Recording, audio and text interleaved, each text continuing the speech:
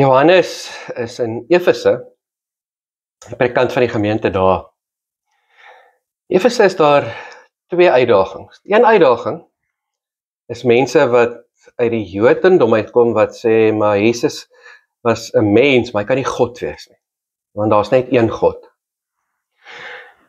Die tweede uitdaging is aan die Grieks, mense wat uit die Griekse geloof uitkom, wat glo dat daar baie gode is, sê hy kan 'n God wees, maar hy kan nie regtig 'n mens wees nie, want gode word nie regtig mens nie.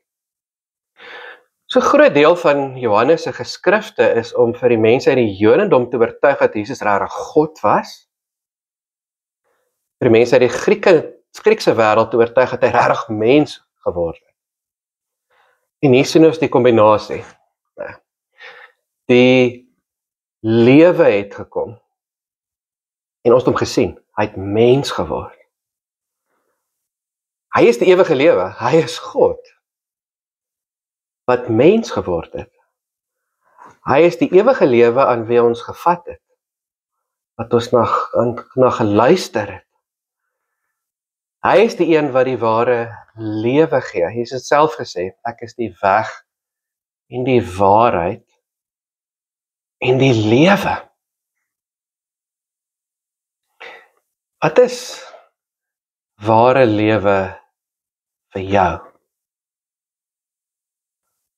Ons in Afrikaanse gesegde van sê, dis 'n hondelewe, en dan is dit nie 'n goeie lewe nie. Wat is jou prentjie van 'n goeie lewe? Van 'n ideale lewe, van 'n droomlewe?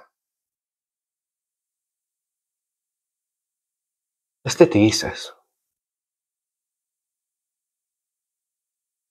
Die wêreldse prentjie is geld en goed en gesondheid. As jy baie geld het en jy het baie besittings en jy is gesond, dan het jy die ideale, goeie lewe. Johannes sê die lewe is Jesus, die ewige lewe is Jesus. Ware lewe is 'n Jesus lewe. En dis 'n lewe wat op die kruis geëindig het. Wat gaan maak dat jy vandag 'n goeie lewe het? Here God, dankie dat U die ewige lewe is. Dankie dat U regtig mens geword het. Dankie dat U vir ons kom wys het wat 'n ware goeie lewe is.